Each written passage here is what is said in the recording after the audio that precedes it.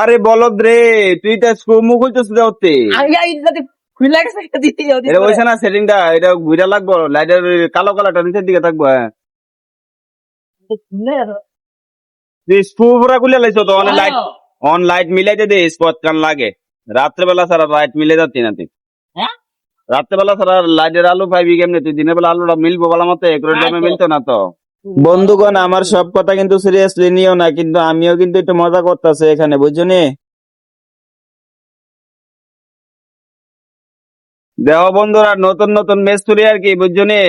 হেডলাইটের bulb পাল্টাইতে গেছে, পুরা স্ক্রু টু যা আছে সব খুলে লাইছে, তো মানে এমন বেজার লাগাইছে, মনটা কোনা এটার সেটিংটা ঠিক হইব, পুকটি মেরে দিছে পুরা।